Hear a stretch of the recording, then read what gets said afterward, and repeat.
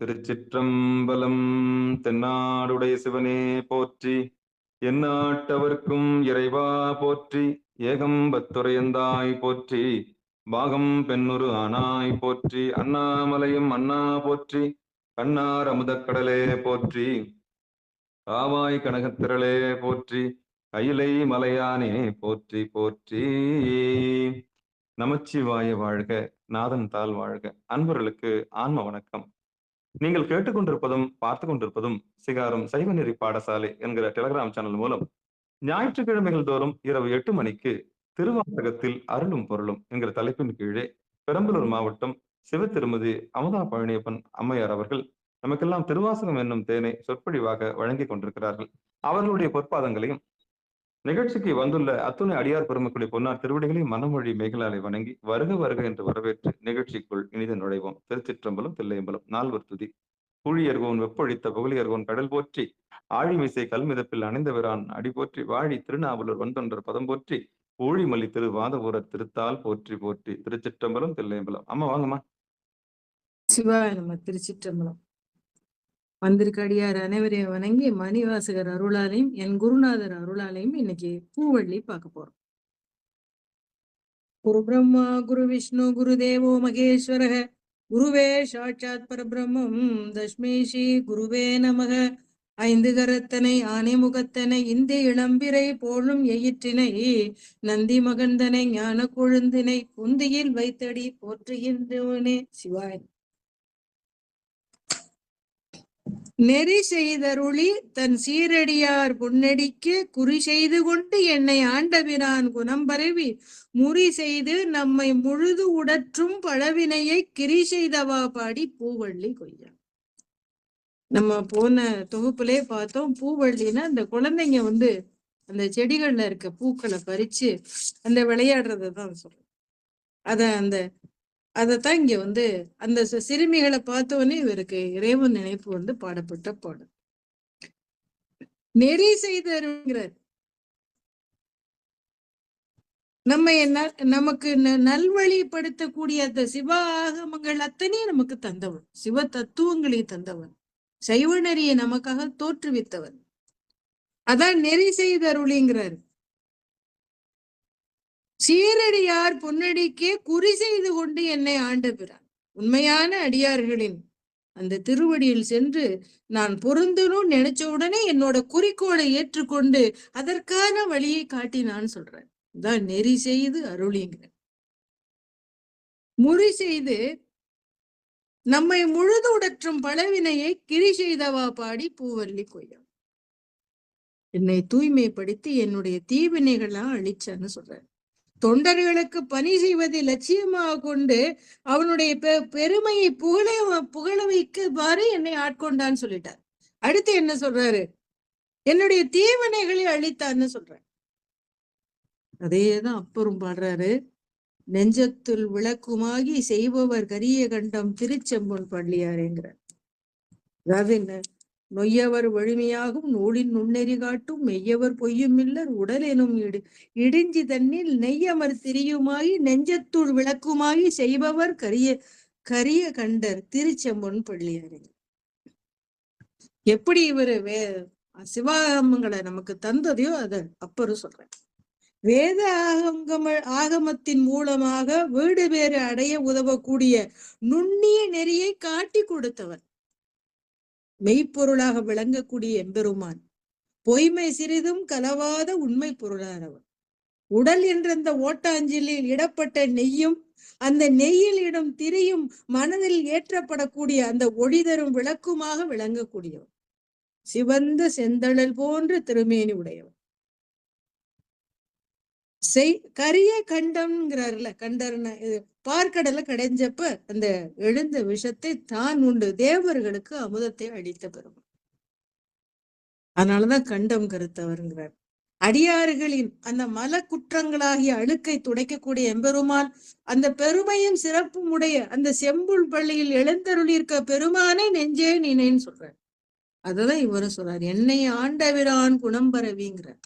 என்னுடைய வினைகளை முறி செய்தன, என்னுடைய வினைகளை அழித்து எம்பெருமான் திருவடியவே குறி செய்தன அவன் திருவடியை அடைவதை இலக்காக கொண்ட எம்பெருமானின் புகழை பாடி பூவல்லி கொய்யாம். பல்நாள் பரவி பணி செய்த பாதமலர் என் நாகம் துண்ண வைத்த பெரியோன் எழில் சுடராய் கல்லார் உரித்து என்னை ஆண்டு கொண்டான் களல் இணைகள் பொன்னான பாடி பூவள்ளி கொய்யாம். பன்னாள் பரவி இறை தொண்டு அதாவது எதை செஞ்சாலும் அதை விடாம தொடர்ந்து செய்யணும். அது ரொம்ப கடினம். அது ஐயோ செஞ்சேன் இடையில கொஞ்சம் விட்டு போச்சு அப்படின்னு சொல்றவங்க பல பேர் இருப்பாங்க. யோகாசனம் செஞ்சேன், தியானம் பண்ணேன், தியான கிளாஸ்க்கெல்லாம் போனேன், இடையில கொஞ்சம் அப்படியே என்னமோ தெரியல விட்டு போச்சு அப்படிம்பாங்க. அப்ப விடாம செய்யறதே ஒரு கடினம். இது மனிதரோட இயல்பு. இப்படி நிகழாம இருக்கணும்னா இந்த பணிக்கு இறையருள் துணை நிற்கணும். அதான் என் நாகம் துண்ண வைத்து அப்படின்னா ஒன்று சேர வைத்து பன்னால் பணி செய்ய அவனுடைய திருவடிகளை என் நெஞ்சில் நிலை நிறுத்தினான்கிறார். அதாவது அப்படி பல நாள்ல சொல்றாங்கல்ல, பல நாள் எம்பெருமான நினைச்சு நினைச்சு கல்லார் உரித்துங்கிற. கல்லுல நார் உரிக்கிறது எவ்வளவு கஷ்டம். இவரோட மனது கல்லு போல இருந்துச்சான். எம்பெருமான் திருவடியை சேர்ந்த உடனே அவரோட மனம் பக்குவப்பட்டுதான். அதனால அவருடைய பொன் போன்ற திருமணியை அந்த எம்பெருமான பாடுங்கிறார். அதையே சுந்தரரும் சொல்லியிருப்பாருங்க. செம்பொன்மேனி வெண்ணீர் அணிவானே கரிய கண்டனை மாலையன்கானா சம்புவை தளல் அங்கையினானே சாமவேதனே தன் ஒப்பிலானை கும்பமாகரின் உரியானே கோவில் மேல் வரும் கோவனே எங்கள் நம்பனை நன்றானை அமுதை நாயினேன் மறந்து என் நினைக்கேன். அதாவது சிவந்த செம்பொன் போல ஒளிரக்கூடிய திருமேனியை உடையவன். அந்த சிவந்த திருமேனியில் உடல் முழுவதும் திருநீரை பூசி இருக்கக்கூடிய எம்பெருமான் பாலகலவசத்தை தேக்குனதுனால கரிய கண்டத்தை உடையவன்.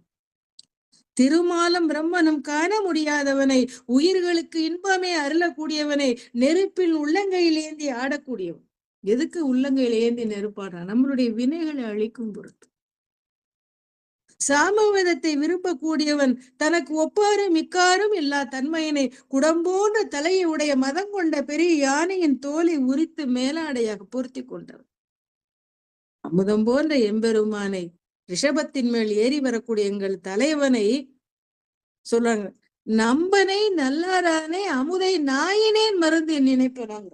நாய் போன்ற நான் கடையவனா, நான் பெருமானே உன்னை நான் மறந்து வேற எதை நினைப்பேன். அதேதான் இவ்வளவு அருமையா கல்லு போல என் மனசு இருந்தது. அத கனி போல ஆக்கி அதுல உரிச்சு கல்லுல நார் உரிக்கிற மாதிரி மென்மையாக்கி என்னை அதாவது உன்னுடைய பணிக்கு ஆட்கொண்டா என் பெருமானே அப்படி நிகழ்ந்து போறாரு மணிவாசகர். பேராசையாம் இப்பிண்டமர பெருந்துரையான் சீரார் திருவடியன் தலைமேல் வைத்த பிரான் காரார் கடல் அஞ்சை உண்டு உகந்த காபாலி போரார் புறம்பாடி பூவள்ளி கொய்யாம். பேராசையான இந்த உடம்புல பற்று நீங்களும். இந்த உடம்ப விட்டுருன்னா என்ன விடுவோமா? யமதர்மன் கூப்பிட்டா இரு எனக்கு கொஞ்சம் வேலை இருக்கு முடிச்சிட்டு வரோன்னு அனுப்புவோம், வர்றது தெரிஞ்சா. அதனாலதான் கொடுங்காலன்னு நிறைய இடங்கள்ல ஞான சம்பந்தர் சொல்லுவார். சொல்லாம வரும், அப்படியே கொண்டுட்டு போயிடுவோம். இந்த உடல்ல இருக்க பற்று நீங்கணும்னா இந்த எம்பெருமான சொல்றாரு, தன்னுடைய இந்த உலக பற்று நீங்குவதற்காகவே எம்பெருமான அந்த திருவடியை மேல வச்சுட்டாங்க. அவருடைய வாத ஊராறு தலைமையில திருவடி பட்ட உடனே எத்தனையோ நிகழ்ச்சி ஒரே வினாடியில் அடுத்தடுத்து நிகழும். எல்லையற்ற ஆனந்தம் உண்டாயிருச்சு அவருக்கு. திருவாத ஊரருங்கிற அந்த அமைச்சர் மறைந்து மணிவாசகருங்கிறவர் தோன்ற ஆரம்பித்து விட்டார். இந்த பூத உடம்பில் அற்புதமான அந்த சொல்லுவாங்கல்ல இறைவனின் அந்த அருள் வெள்ளம் அப்படியே உடல் பூரா பரவ ஆரம்பிச்சிருச்சு. இது இல்லாம இன்னொன்னு நிகழ்ந்ததுன்னு சொல்றாரு. மனுஷன் இந்த உடம்போட வாழ்ற வரைக்கும் அவன் மனசுல எத்தனை ஆசை இருக்கும். கல்யாணம் ஆகாதவங்களுக்கு நல்ல மனைவி வாய்க்கணும், பெண்களா இருந்தா நல்ல கணவன் வரணும், இதே தாய் தகப்பனா இருந்தா நல்ல மருமகனோ மருமகளோ வரணும், வீடு கட்டணும், இப்படி எத்தனையோ. அப்புறம் நிக்குமா அதோட பேரப்புள்ள நல்லா படிக்கணும், அப்புறம் இன்னும் கொஞ்சம் நாள் இருந்தா பேர பிள்ளைகளுக்கு நல்ல வாழ்க்கை, இப்படி போய்கிட்டே இருக்கும் ஆசை. அப்ப இந்த மனுஷன் இந்த உடம்பு இருக்கிற வரைக்கும் ஆசை போகுமா? போவே போகாது. அவன் மனசு முழுசு ஆசை நிரம்பி இருக்கு. இந்த அது இயல்பா இருக்க வேண்டிய அளவோடு இந்த ஆசை இருந்திருந்தா அவன் நல்ல காரியங்கள்லாம் செஞ்சிருப்பான். ஆனா ஆசைங்கிற வித மனசுல பதிஞ்சோனே ஒரே வினாடியில் அது பெரிய மரமா ஆலமரம் போல, இப்ப நான் சொன்ன மாதிரிதான் பல கிளைகளை விரிச்சு விரிச்சு அந்த ஆசை எங்க போச்சுன்னே தெரியாது, அந்த அளவுக்கு போயிட்டே இருக்கும். அந்த ஆசையை தன்னு சொல்லுவாங்கல்ல, எப்படி அது விழுங்கிரும் நம்மள.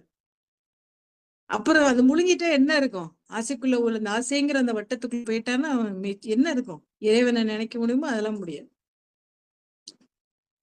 அதாவது மனசுக்குள்ள தோன்றிய அந்த ஆசையானது அவனை முழுவதுமாக மறைத்து கொண்டிருக்க, இந்த பேராசை போகணும்னா இறைவனுடைய திருவருள் இருந்தாதான் அது நடைபெறும். இல்லைன்னா அது நடைபெறாது. அதனாலதான் பேராசையாம் இந்த பிண்டமர சீரார் திருவடி என் தலைமேல் வைத்த பிறான்கிற. அது மட்டும் இல்ல, சொல்றாரு பார்க்கடல்ல தோன்றிய அந்த நஞ்சை அருந்தியவன் உமேஸ்வரர் காரார் கடல்லண்டி உண்டு உந்த காபாலி. காபாலின்னா அந்த நான்முகன் பிரம்மாவுக்கு முதல்ல 5 தலை இருந்தது. அவன் என்ன பண்ணா, ரொம்ப சொல்லுவாங்கல்ல, அகங்காரத்தோட இருந்தான். அகங்காரத்தோட இருந்ததுனால அவன் சொல்லுவாங்கல்ல, எம்பெருமான் என்ன பண்றான், அந்த அகங்காரத்தை அழிக்கும் பொருட்டு அவனோட ஒரு தலையை கிள்ளிட்டான். ஒரு தலையை கிள்ளின உடனே அவன் உலகத்தையே படைக்கக்கூடிய அந்த பிரம்மாவுக்கு தன்னோட தலையின்னா வளர்த்துக்க முடியல. அது இன்னொரு விஷயம். அந்த பிரம்ம கபாலத்துலதான் இந்த உலக உயிர்களின் ஆணவ கண்ம மலங்களை பிச்சையாக பெறுகிறார். அதான் அதனாலதான் காபாலிங்கிறார். அந்த மண்டை ஓட்டை கையில் ஏந்தி திரியக்கூடிய காபாலி. அந்த கபாலீஸ்வரன் சொல்றார், போரார் புறம்பாடி திரிபுரத்தை எரித்த வரலாறு சொல்றார். எல்லாரும் அதாவது 3 ஆகாயத்தில் பறக்கக்கூடிய 3 கோட்டைகளை உடையவர்கள் அந்த அசுரர்கள். 3 ஒரே நேர்கோட்டுல வந்தாதான் அழிக்க முடியும். அதனால ஒரு கோட்டைக்கு துணையா 2 தனித்தனியா ஒன்னோட ஒண்ணு இணைஞ்சே இருக்கும். அப்பேற்பட்ட திரிபுரத்தை எம்பெருமான் சொல்லுவாங்க, நொடி பொழுதில் கண்ணிமைக்கும் நேரத்தில் இறைச்சி அடிச்சாராம். அதான் சொல்றாரு. அந்த முப்புறம் எரித்த வரலாற்றை சொல்றாரு. அடுத்து என்ன சொல்றாரு, பாலும் அமுதமும் தேனுடனாம் பராம்பரனாய் கோலம் குளிர்ந்து உள்ளம் கொண்ட பிரான் குறைகடல்கள் ஞானம் பரவுவார் நல்லறியாம் அந்நெறியே போலும் புகழ் பாடி பூவள்ளி கொய்யா. பாலும் அமுதமும் தேனுடன் பராபரமாய், பால் அதாவது தேன் அமுதம் இந்த மாதிரி இனிமை தர்றது மாதிரி எம்பெருமானுடைய அவர் மேல பட்ட உடனே மனசு குளிர்ந்து போச்சா. ஒரு எம்பெருமான் இவர் உள்ளத்தையும் கவர்ந்துட்டார். அதாவது கோலம் குளிர்ந்து உள்ளம் கொண்ட பிறான்னா மானிட வடிவுல வந்த இந்த எம்பெருமானே சொல்றார். குருநாதராய் இவர் ஆட்கொள்ள வரும்போது குளிர்ந்த உள்ளத்தோட அழகான திருமணியை அவர் பார்த்தார். அந்த குருநாதரின் கோலத்தை கண்ட மாத்திரத்திலே அவருக்கு என்ன, பாலும் தேனும் அமுதமும் கலந்தது போன்ற இனிமையும் பெருமையும் தரதா இருந்தது. அதான் சொல்றேன், உலக மக்கள் அவரை அந்த அப்பேற்பட்ட எம்பெருமானை என் உள்ளம் கவர்ந்தது. அவன் ஒப்பற்ற இணையற்ற திருவடியை உடையவன். அந்த திருவடியை என் பொருட்டு நிலத்தில் ஊன்றினார். உலக மக்கள் அனைவரும் போற்றும் வகையில் அப்பேற்பட்ட எம்பெருமானை போற்றி பாடுவாங்க. அடுத்து என்ன சொல்றாரு, வானவன் மாலையன் மற்றும் உள்ள தேவர்களுக்கும் கோணவனாய் நின்ற கூடலிலா குணக்குரியோனான நெடுங்கடல் ஆலாலம் அமுது செய்ய போனகமானவா பூவள்ளி கொய்யா. வானவர் தேவர்கள் அசுரர்கள் மற்றும் தேவர்கள் எல்லாருமே சேர்ந்து அந்த பார்க்கடல்ல கடையிறாங்க. அவங்களுக்கெல்லாம் அரசனாக இருக்கக்கூடியவன் குணங்குறிகளே கடந்தவன். மேலான இத்தனை தேவர்களுக்கு மேலான நிலையில் அண்டங்கள் கடந்து இருக்கக்கூடிய எம்பெருமான் என்ன சொல்லுவாங்க, கோணவனாய் நின்று கூடலிலா குணக்குரியோங்கிறார். கைலை மலையாளனின் அந்த குணத்தை அளவிட்டு சொல்ல முடியாது. 1000 நாமம் உடையவன்னு பாடுறாரு. அடுத்து என்ன சொல்றாரு? நெடுங்கடல் ஆளாளம்ங்கிறாரு. பிற உயிர்களை காக்கணும்னு தேவர்களும் அசுரர்களும் ஒன்று சேர்ந்து பார்க்கடலை கடைகிறாங்க. அமுதம் வரும்னு நினைச்ச நேரத்துல விஷம் வந்துருச்சு. அந்த விஷத்தோட கடுமை தாங்க முடியாம தேவர்கள் எல்லாம் சிதறி ஓடுறாங்க. வேற வழி இல்லாம எம்பெருமான திரும்ப சரணடைறாங்க. உடனே அவர் அந்த விஷத்தை அப்படி சொல்லுவாங்கல்ல, ஒரு ரொம்ப சாதாரணமா அமுதம் போல விரும்பி சாப்பிட்டுட்டு தேவர்களுக்கு அமுதத்தை கொடுத்தாரு. அப்ப பிற உயிர்களை காக்க வேண்டி கடல்ல தோன்றின அந்த ஆலகால விஷத்தை எடுத்து அது அவ விழுங்கினா அது போனகம்னா விரும்பி உணவாயிருச்சுங்கிற. விஷத்தை போட்ட உடனே உமை ஓடி வந்து அந்த தொண்டையில அப்படி கண்டத்துல தேய்க்கிறான். ஏன் கண்டத்துல தேய்க்கிறேன்னா அவ ஜெகத்சனனி, உலக உயிர்களுக்கெல்லாம் தாய். ஊழி காலத்துல இந்த உயிர்கள் அத்தனை எம்பெருமான் வயிற்றில் ஒடுங்கும். அப்ப இந்த விஷம் போனா அத்தனை உயிர்களும் அழிஞ்சு போயிரும்னு தாய் இல்லையா, அதனால அத கண்டத்திலே தேங்குமாறி காத்தொருளி ரட்சித்த தாய். அதுதான் சொல்ற. அப்படி அந்த விஷத்தை நீ வந்து அமுதம் போல சாப்பிட்ட எம்பெருமானே அப்படின்னு எம்பெருமானுடைய அருள் தன்மையை வியந்து பாரு. அன்று ஆழநீள் கீழ் அருமறைகள் தானொருளி நன்றாக வானவர் மாமுனிவர் நாள்தோறும் நின்றார ஏத்தும் நிறைகளலோன் புனை கொன்றை பொன்தாது பாடினாம் பூவள்ளி. அதாவது சனகாதி முனிவர்களை சொல்ற. அவங்களுக்கு வந்து சொல்லுவாங்கல்ல, அந்த வேதாகமங்கள்ல பொருள் தெரியுது. அதாவது வேதாகம்னா ரிக், யஜுர், சாமம், அதர்வனம், அந்த வேதத்துக்கு பொருளா இருக்கக்கூடிய உபவேதங்களா இருக்கக்கூடிய 6 அங்கங்கள். அந்த தமிழ்ல சொன்னா அறம் பொருள் இன்பம் வீடுன்னு சொல்லக்கூடிய அந்த வேத பொருளை சனகாதி முனிவர்களுக்கு உபதேசம் செய்தவர். அந்த எம்பெருமானை நின்று ஆரை ஏத்தும் நிறைகளலோன்கிறார். ஒன்றை மலர் சூடிய இருக்கக்கூடிய எம்பெருமானை தேவர்களும் வானவர் மாமுனிவர் நாள்தோறும்ங்கிறார். தேவர்களும் அந்த முனிவர்களும் எம்பெருமானை வணங்கக்கூடிய அந்த எம்பெருமானின் திருவடியை பாடி நாம் பூவல்லி கொய்யாமோங்கிறார். நிறைகளல்னா அதாவது வீரக்கழல் அணிந்து திருவடி, நமக்கு அருளையே தரக்கூடிய திருவடி. இந்த திருவடியை பாடி நாம் பூவள்ளி கொய்யாமோங்கிறார். அதையே வந்து அப்பரும் சொல்றாருங்க. கருமம் தான் தவம் தான் தவத்தால் வரும் கருமம் நான் கருமான் மறி கையினான் அருமந்தன் அதிர்கடல் சேருமினே சிரமம் சேராதல் தீவிளையார். துன்பம் தரக்கூடிய தீவினை உடையவர்கள்லாம் மான்கன்று ஏந்திருக்கக்கூடிய எம்பெருமானின் அவன்தான் தருமம் தவம், அந்த தவத்தால் வரக்கூடிய புண்ணியம் எல்லாம் அவன் தான் தரக்கூடிய. அப்படி அரிய மருந்து போல இருக்கக்கூடிய அந்த எம்பெருமானின் வீரக்கடல் அணிந்த திருவடியை போய் சேருங்கிறார். இவங்க என்ன சொல்றாங்க? எம்பெருமான் திருவடியை அருள் நிறைந்த திருவடின்னு அவங்க சொன்ன மாதிரி அப்புறம் தன்னுடைய பாட்டுல அந்த எம்பெருமானின் திருவடியை வணங்குங்க. அடுத்து படமாக என்னுள்ளே தன்னினை போது அவை அழித்து எங்க இடமாக கொண்டிருந்த ஏகம்பம் மேயபிரா தம்மார் மதில் தில்லை அம்பலமே தானிடமா நடமாடுமா பாடி பூவல்லி கொய்யாம். சொல்லுங்களேன். படமாக என்னுள்ளேங்கிறார். வரைந்த ஓவியம் போல அழகான அந்த திருவடி பாத என் மனசுலே இறைவன் பதிஞ்சிட்டாங்க. இதய கவனம்னு சொல்றோம்ல, என்னுடைய நெஞ்சத்திலே எம்பெருமான் தன்னுடைய திருவடியை பதித்து விட்டார். அது சொல்றாரு, என்ன அப்படி உள்ள பதியுமாறு திருவடியை தீட்சி செஞ்சு என் உள்ளத்தையே தன்னுடைய இருப்பிடமாக கொண்டவன் ஏகம்பன் மேவிய பிரான்கிறார். இடமாக கொண்டிருந்த ஏகம்பம் மேவிய பிரான் தம்மார் மதில் தில்லை அம்பலமே தானிடமா நடமாடுமா பாடி பூவல்லி கொய்யா. அப்படி நடனம் முடியக்கூடிய எம்பெருமான் பொன்னம்பலத்தில் தாண்டவமும் ஆடுகிறான். அவன் பெருமையை பாடி பூவல்லி கொய்யோம்ங்கிறார். அது திருவடி தீட்சை நம்ம சொல்றோம்ல, இந்த தீட்சை செய்யும் போது முன்பகுதியில கட்டவர்கள் இரண்டையுமே தீட்சை செய்யக்கூடிய உங்க உச்சந்தரையில சகசிர தலம் உள்ள இடத்துல பதிக்கணும்னு சொல்லுவோம். இந்த உச்சியில இருக்கிற இடம் தான் சகசிர தலம்னு சொல்லக்கூடியது. அங்க பதிப்பாங்க. அததான் சொல்றாரு.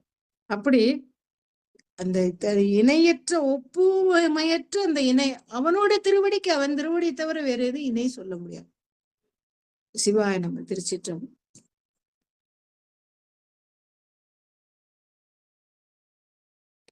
அப்பேற்பட்ட எம்பெருமானே சொல்லுவாங்கல்ல, இந்த சகசிரதலத்தில் பதித்த கதையை சொல்ற. அங்கே அரக்கன் ராவணன் அந்தகன் கூற்றன் செங்கன் அரியன் இந்திரனும் சந்திரனும் பங்கமிழ் தக்கனும் எச்சனும் தம்பரிசு அழிய பொங்கிய சீர்பாடி நாம் பூவள்ளி கொய்யா. அதாவது சிவபெருமானால வலிமை குறைந்தவங்களோட பட்டியலை இந்த பாட்டுல அருமையா சொல்ற.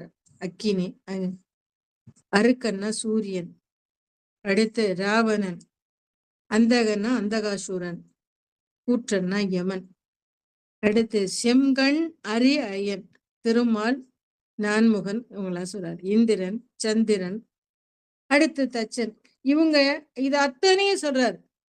பங்கம் எச்சனும்னா அந்த யாகத்துக்கு தலைவனா இருந்தவன், தம் பரிசுன்னா அவங்களுடைய தன்மை அழியுமாறு பொங்கிய சீர்பாடி நாம் பூவள்ளி கொய்யாம். இன்னும் மத்தவங்க எல்லாம் இருந்திருப்பாங்கல்ல சொல்ற.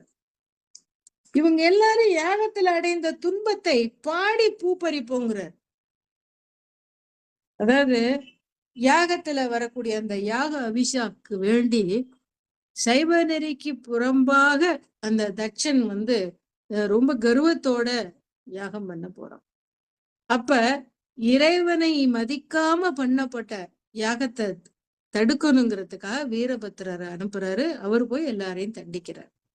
அப்படி அந்தையோட அந்த இருந்த அந்த தட்சனும் எம்பெருமான மதிக்காம அங்க போய் கலந்துகிட்ட அந்த தேவர்களுக்கும் தண்டனை கிடைச்சதை இந்த பாட்டை அழகா சொல்றாரு. யாகத்தில் அடைந்த அவங்க எல்லாம் எப்படி துன்பம் அடைந்தாங்க அதை பாடி நாம பூ பறிப்போம்னு சொல்றாரு. தின்போர் விடையான் சிவபுரத்தார் போரேறு மண்பால் மதுரையில் புட்டமுது செய்தருளி தண்டாலே பாண்டியன் தன்னை பணி கொண்ட புண்பாடல் பாடினாம் பூவள்ளி கொய்யா. தின்போர் விடையான் வலிமை உடைய போர் செய்யக்கூடிய ரிஷபத்தை வாகனமாக உடையவன் எம்பெருமான். சொல்லாங்களே சிவபுரத்து போர் ஏர் போன்றவன்கிறார்.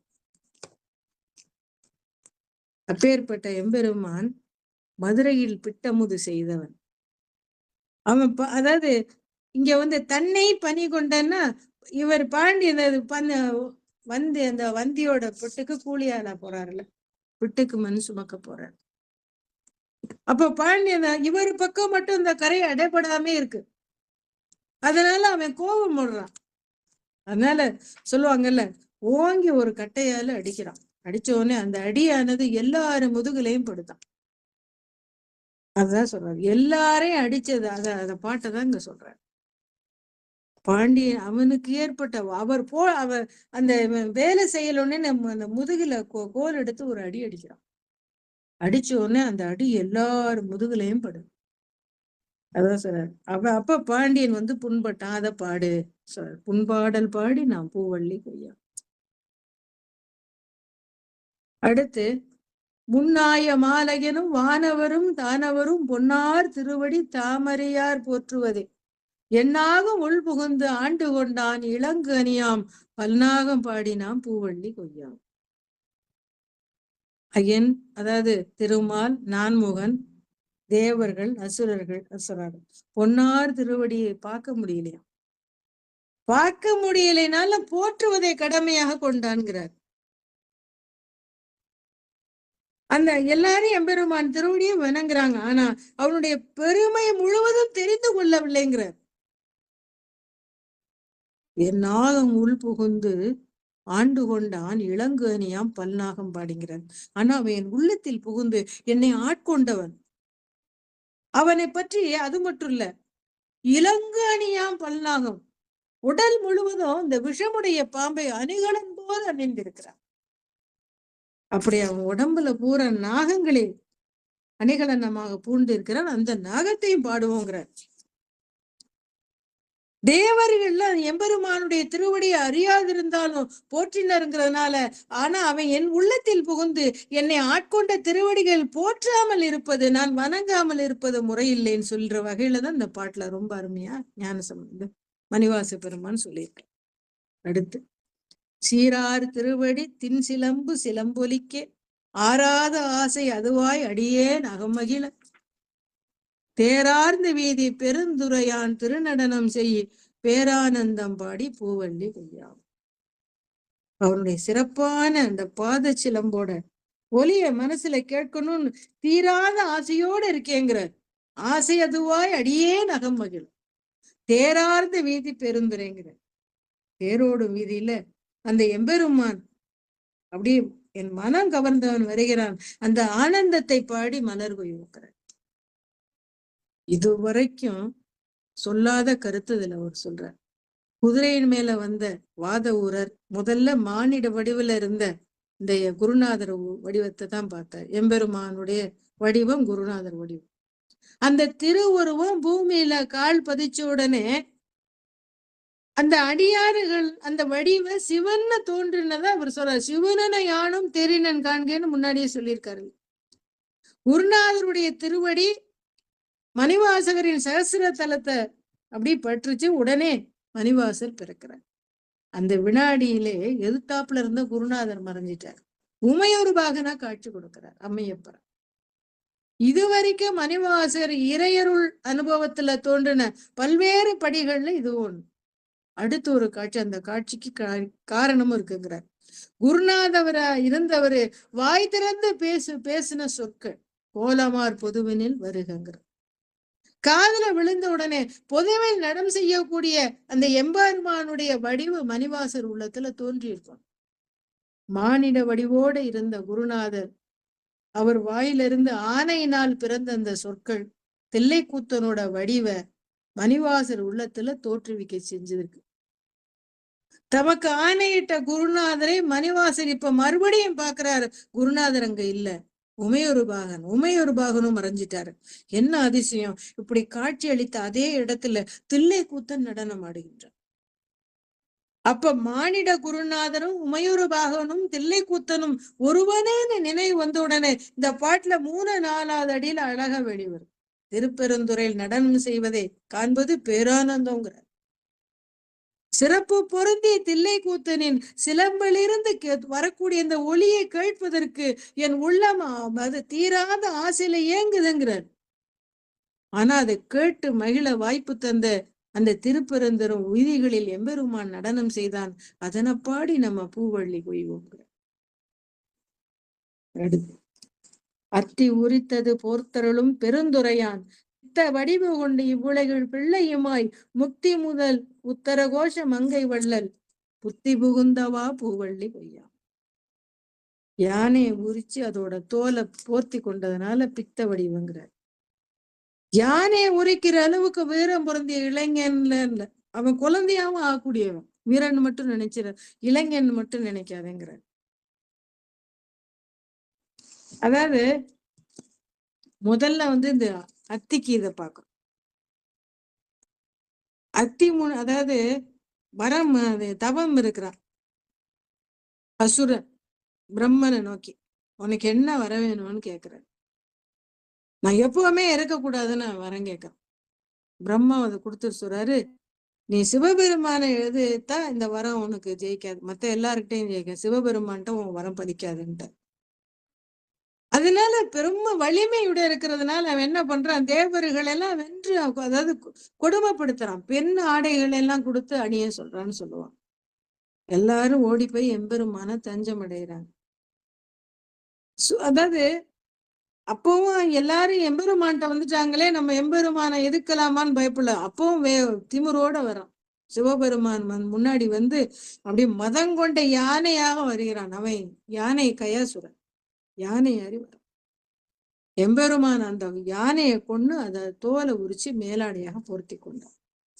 தேவர்கள்லாம் ரொம்ப சந்தோஷப்பட்டாங்க. அதுதான் சொல்றாரு, முக்தி முதல் சொல்றாங்களா, அத்தி உரித்து அது பொறுத்தருளும் பெருந்துரையான் பித்த வடிவு கொண்டுங்கிற. யானைக்கு அருள், அதாவது தோலை போத்திக்கிட்டான். இந்த உலகில பித்தமா, அதாவது பித்தன் போல அலையக்கூடியவன். அப்பேற்பட்ட எம்பெருமான் உத்தரகோஷ மங்கையில் வள்ளலாக திகழக்கூடியவன். அவனை பாடி சொல்லுவாங்க பூவள்ளி கொய்யாமுங்கிற. அடுத்து மாவார வேரி மாறை ஏறி மதுரை நகர் புகுந்தருளி தேயார்ந்த கோலம் திகழ பெருந்துரையான் கோவாகி வந்தம்மை குற்றேவள் கொண்டருளும் பூவார் கடல் பரவி பூவள்ளி கொய்யா. அதாவது குதிரையில ஏறி மதுரை நகர்ல தன்னுடைய தெய்வீகத்தை கோலத்தை காட்டி ஆட்கொண்டதை இங்க அருமையா சொல்றாரு. குதிரையில் மேதேறி நகரில் புகுந்தவர் தனது தெய்வ கோலத்தை பாண்டியனுக்கு காட்டியவர். திருப்பெருந்துறையில இருக்கக்கூடிய எம்பெருமான் தலைவனாக என்னை குற்றேவல் கொண்டான்கிறார். அது மட்டும் இல்ல, அனைவருக்கும் அருள் வழங்கிய அவனின் அந்த தாமரை போன்ற திருவடியை பாடி பூவல்லி கோயிலுங்கிறார். மணிவாசகருக்காக நிறைய பரியாக்கிட்டு வந்தார்ல, எங்க நீங்க எந்த சர்க்கஸ் வேணாலும் போங்க, எல்லா மிருகங்களும் இருக்கும். சிங்கம், கொடுமையான சிங்கம் புலிகள்லாம் கூட இருக்கும், நரி மட்டும் இருக்காது. நரி அத்தனை தந்திரம் எங்கேயுமே. அந்த நரிகளை குதிரைகளாக்கி பாண்டிய நாட்டு கொண்டு வர்றாரு சிவபெருமான். அந்த குதிரைகளை நரிகளா மாத்தி ஓடவும் செஞ்சிட்டார். கோபம் கொண்ட பாண்டியன் மணிவாசகரை சிறையில் அடைச்சிட்டான். அதனால அந்த பாண்டிய நாடே அழியும்படி இயற்கை சீற்றம் எழுந்தது. அதாவது அந்த ஆத்துல வெள்ளம் வருதுல்ல, அப்ப ஒரு தண்டனை எல்லாம் எப்படி அந்த காலத்துலன்னா, அப்பயே வைகை ஆத்துல தண்ணி இல்லை போல, சுடு மணல் இருக்கும்ல, அந்த சுடு மணல்ல நிக்க வச்சிருவாங்க. 2 செங்கலை கொடுத்த தலையில வச்சுக்கணும், தலையில புடிச்சுக்கணும். கீழையும் சூடும், மேல அனல், அந்த அனல் சூடுபட்டு அதுவும் சுடும். இது தாயால பொறுக்க முடியலையா, உமையம்மையால. தாய் கருணை உடையவள் இல்லையா, அதனாலதான் வைகையில வெள்ளம் வர செய்யும். சரி, முதல்ல அந்த இவனை கொண்டே திரும்ப ஜெயில போடுங்க, அதான் அவனுக்கு அப்புறம் தண்டனை அப்புறம் கொடுத்துக்கலாம், முதல்ல அந்த மடை அடைக்கிற வேலையை பார்க்கலாம். அப்படியே தன்னுடைய அடியவர்களுக்காக பல திருவிளையாடல்களை செய்தவர் எம்பெருமான். அததான் இந்த பாட்டுல நமக்கு உணர்த்துறாரு. அப்ப அடியவர்களுக்கு ஏற்படக்கூடிய துன்பங்களை தீர்க்கக்கூடியவன் எம்பெருமான். அதுதான் இந்த பாட்டுல நமக்கு ரொம்ப அருமையா சொல்றாரு. அடுத்து திரு உந்தியாரு நம்ம பார்க்க போறோம். அதாவது இதுவும் பெண்கள் விளையாட்டு தான். உந்தி பரன்னு முடியுது. இந்த பெண் குழந்தைங்க எல்லாம் கீழே குத்துக்காலிட்டு உட்காந்துக்கும். திடீர்னு பறவை போல கையை விரிச்சிட்டு எந்திரிச்சு ஓடி போய் மறுபடியும் கையை மடக்கிட்டு உட்காந்துக்கும். அப்படி எந்திரிச்சு பறந்து பறந்து உட்கார்ந்து விளையாடுற விளையாட்டு. அதனாலதான் உந்தி விளையாட்டுன்னு சொன்னாங்க போல இருக்கு. அப்படி அந்த விளையாட்டை பத்தி தான் அவர் பாடுறார். வளைந்தது வில்லு விளைந்தது பூசல் உலைந்தன முப்புறம் உந்தி பர ஒருங்குடன் வெந்தவாறு உந்திப்பர். இந்த பாட்டும் அதாவது மொத்தத்துல 4 பாட்டு திரிபுரத்தை எரித்த கதையை சொல்லியிருப்பார். வெள்ளு வளைஞ்சிச்சு, போருக்கு ஆரவாரம் தொடங்கிருச்சு. தொடங்கின ஒரு வினாடியில இந்த முப்புற வாசிகள்லாம் அழிஞ்சு போயிட்டாங்க. அது சொல்லுவாங்கல்ல, இந்த வலுவான கோட்டைகளும் எரிஞ்சு போச்சுன்னு சொல்ற. அதான் இங்க அருமையா சொல்ற. அது நேர்மலையை வில்லா வளைக்கிற, நேர்மலையை வில்லா வளைச்சு அந்த சொல்லுவாங்கல்ல, வாசிக்கு பாம்பை நானாக மாற்றி அந்த எரி அம்பை, அந்த அம்போட முனைய அக்கினியை உண்டாக்கி திருமாலை அம்பாக்கி காற்றை இறகாக்கி அப்படி ஒரு அம்பை கொண்டு வர. அததான் சொல்றாரு. அப்படி அந்த திரிபுரத்தை, அந்த மேருமலையை வில்லா வளைத்து அந்த முப்புறங்களை எரிச்ச கதையை சொல்றாரு. தேவர்கள் அமைத்த தேரில ஏறி திரிபுராசுரர்களை சிவபெருமான் அழிக்க போறார். அதுக்காக என்ன பண்றாங்க, மேருமலையை உள்ள வளைச்சு அம்பு எய்ய முனைய போது அதன் மூலமா திரிபுரத்தை எரித்தால் தேவர்கள் ஆணவம் கொள்வார்னு புன்னைகால எரிச்சான்னு கூட நிறைய பாடல்கள்ல இருக்கும். அந்த அதாவது எந்த நிலையிலே ஆணவம் வரக்கூடாதுங்கிறது இந்த அருமையான அந்த பாட்டுல நமக்கு உணர்த்தப்படுகிறது. ஈரம்பு கண்டிலம் ஏகம்பர் தம் கையில் ஓரம்பே முப்புறம் உந்தி பெற ஒன்றும் பெருமகை உந்திப்பர். அதாவது எம்பெருமானுக்கு 2 அம்பெல்லாம் தேவையில்லைங்கிறார். சாதாரணமா போறவங்க படைக்கலங்கள் ஒன்னே எடுத்து ஒரே ஒண்ணு எடுத்துட்டு போக மாட்டாங்க. நிறைய தோள்பட்டையில, நிறைய அம்பரா துளியில நிறைய அம்புகளோட தான் போவாங்க. ஆனா சிவபெருமான் ஒரு அம்பு எடுத்து போனாருன்னு முதல் அடியில சொல்றாரு. 2 அம்பு நாங்க பார்க்கல, ஒரு அம்புலே முப்புறம் அழிச்சாச்சுன்னு சொல்றாரு. அது கடைசியில 3வது அடியில அதையும் மாத்தி சொல்றாரு. ஓரம்பே முப்புறத்தை அழித்ததுன்னு சொல்றது கூட சரியில்லை. அந்த அம்பு கூட தேவைப்படல. அதுவுமே அதிகமா இருந்ததுங்கிறார். 1 மிகைன்னு சொன்னதுனால கையில இருந்த அம்பை கூட பயன்படுத்தலைங்கிறத குறிப்பா உணர்த்துறாரு. அப்பர் கூட நிறைய பாடல்ல சொல்லியிருப்பார். அந்த அம்பை கீழே வச்சுட்டு சிரித்தே முப்புறத்தை எரிச்சாருன்னு சொல்லுவார். இந்த இறைவன் கையில 2 அம்பை நாங்க பார்க்கல. ஒரு அம்பு தான் அதை அழிச்சதுன்னு சொல்றாங்க.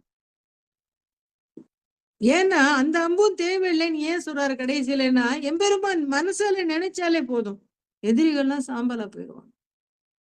அந்த பெருமைய, எம்பெருமானுடைய பெருமையை நினைவுபடுத்துறதுனாலதான் ஒரு அம்பு கூட தேவைப்படல அப்படின்னு சொல்றாரு. அப்பேற்பட்ட எம்பெருமானின் புகழை பாடாமல் நாம் இருக்கலாமா அப்படின்னு சொல்லாம சொல்றாரு. தச்சு விடுத்தலும் தாமடி இட்டலும் அச்சு முறிந்ததென்று உந்திப்பற அழிந்தன முப்புறம் என்று உந்திப்பற. தேவர்கள் திரிபுரத்து அசுரர்களை அழிக்கிறதுக்காக தேவர்கள்லாம் தேர் செய்யறாங்க. அதாவது பூமியை தேர் தட்டாவும் சூரிய சந்திரர்களை தேர் சக்கரங்களாகவும் கலைகளை எல்லாம் காலாவும் கொண்டு தேர் அமைச்சிடுறாங்க சொல்லுவாங்கல்ல. இருந்தாலும் அதை இறைவனுடைய அடி அது தாங்க முடியலையா. தாங்காம அது என்ன பண்ணிருச்சான், காலை வச்ச உடனே அது காரணம் என்னன்னா அவங்க எல்லாம் ரொம்ப அகந்தையோட இருந்தாங்க. எம்பெருமான் முப்புறம் அழிக்க போறாரு, அதுக்கு நாங்கெல்லாம் உதவி செய்யறோங்கிற அகந்தையோட இருந்தாங்களாம். அதனாலதான் எம்பெருமான் சொல்லுவாங்கல்ல, கால் ஒரு பெருவிரல் நுனிதான் பட்டுதான். அதுக்கு இன்னொன்னு சொல்லுவாங்க, கணபதிய வழிபாடு செய்யாதனால தேர் முறிஞ்சு போச்சுன்னு சொல்லுவாங்க. அதான் அச்சு முறிந்ததுனால அச்சுரப்பாக்கம்னு கூட சொல்லுவாங்க. அந்த கணபதி பூஜை செய்ய மறந்ததுனால சிவபெருமான் தேரில் ஏறி வச்ச உடனே அச்சு முறிஞ்சிருச்சு. அதுக்கப்புறம் கணபதி பூஜை செஞ்சு போர் செய்ய தேர் தயார் பண்ணாங்கலாம் சொல்லுவாங்க. அப்படி அதுதான் சொல்றாரு,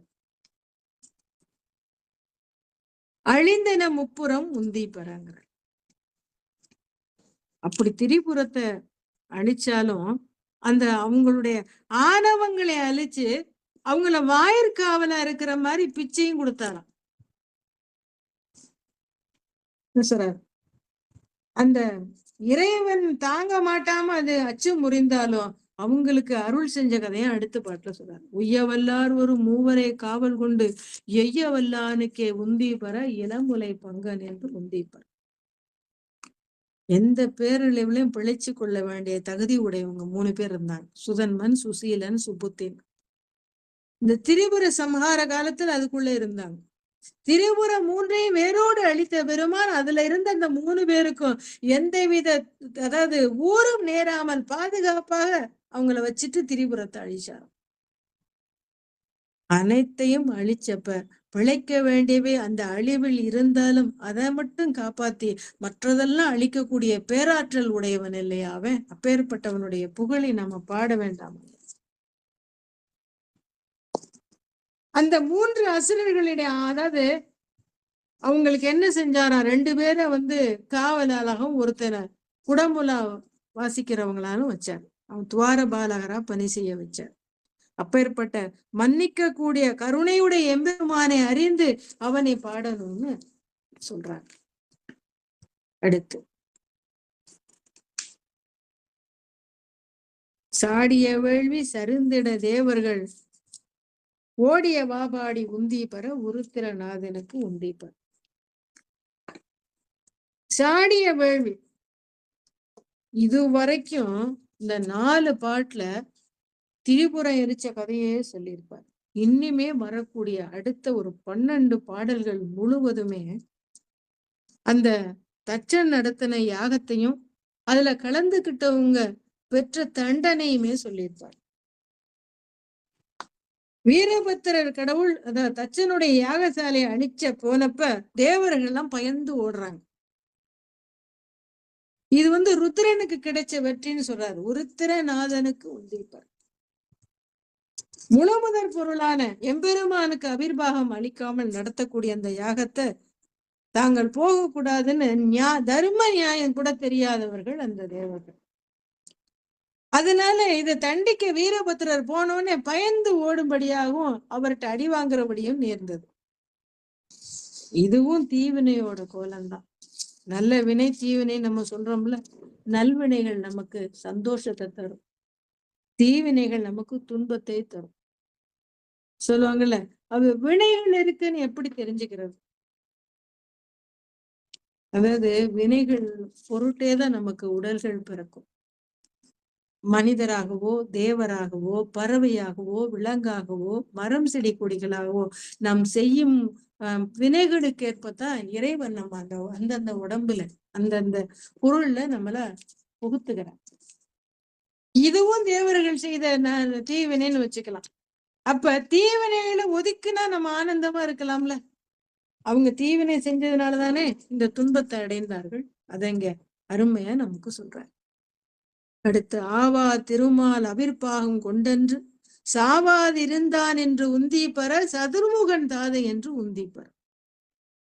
நான்முகனோட தந்தை, ஏன்னா பிரம்மாவோட திருமாலோட உந்தி கமலத்திலிருந்து தோன்றினவன் பிரம்மா.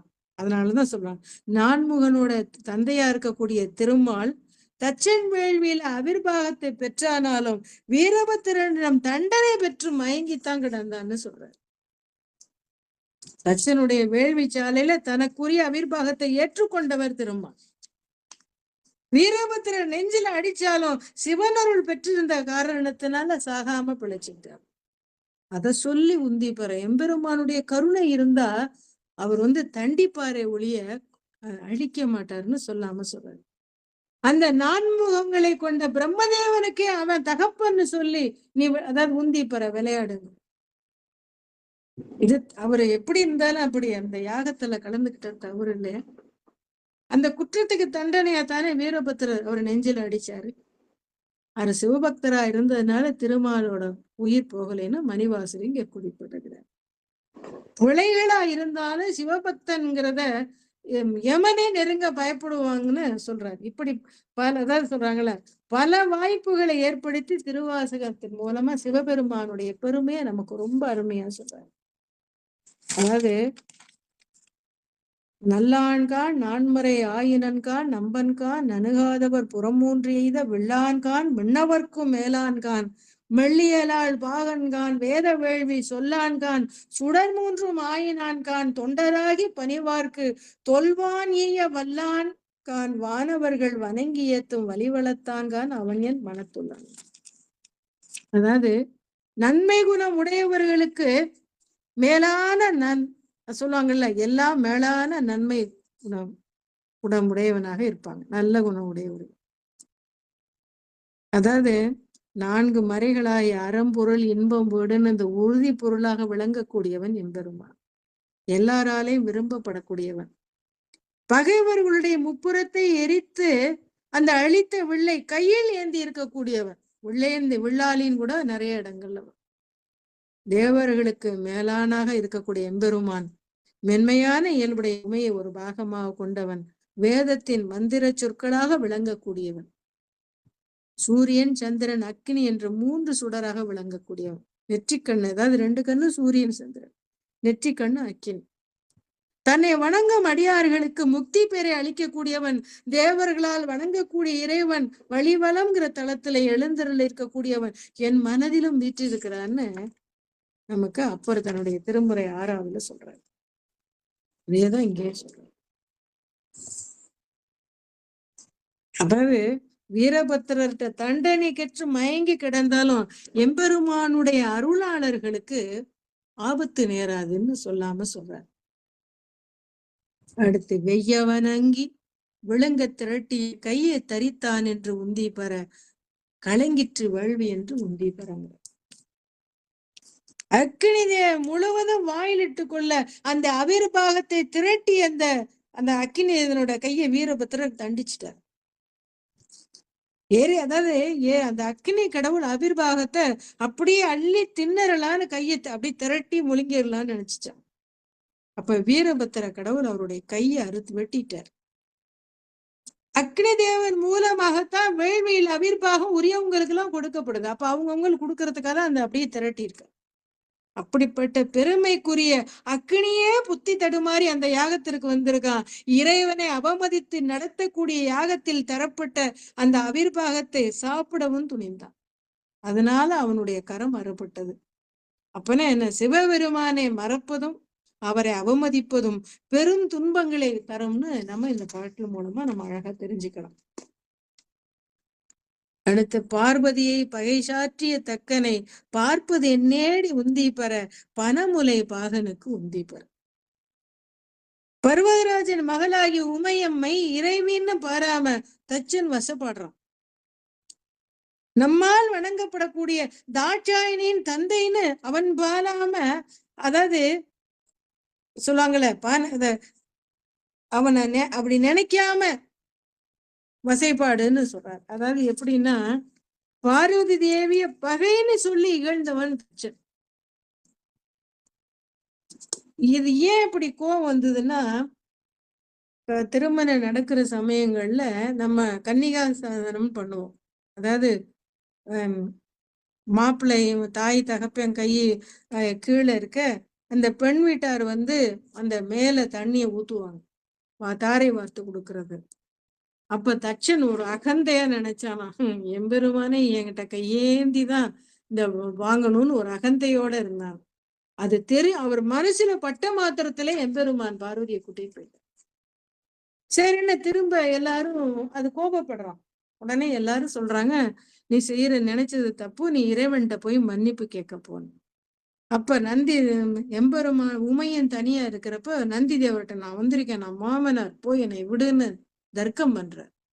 அப்ப விடமாட்டேன்னு சொல்லிட்டார். உடனே கோவம் வந்துருச்சு. இவன் பெரிய ஆளு நினைப்பா, நான் பாரு என்ன பண்றேன், அவனை எதிர்த்து நான் யாகம் பண்றேன் அப்படின்னு யாகம் பண்ணும்போதுதான் இது இத்தனையும் நடக்கும்.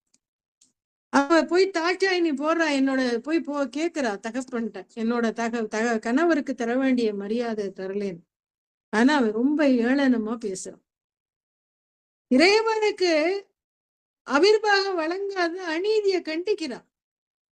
ஆனா மூடனா அகந்தையில இருந்த அந்த தச்சன் பார்வதியை இகழ்ந்து பகைக்கிறான்.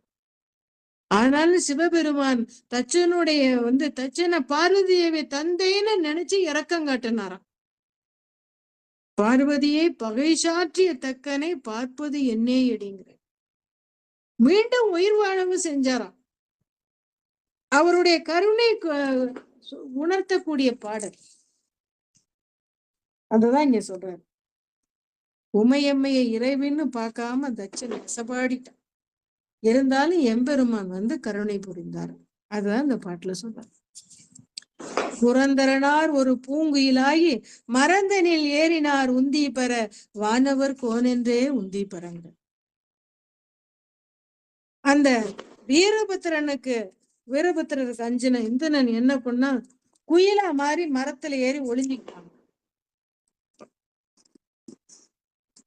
அதாவது தப்பிக்கணும்ல, இறைவனுக்கு அவிர்வாகம் அளிக்க நடத்தின யாகத்துல இந்திரனும் தேவர்களும் போறாங்க.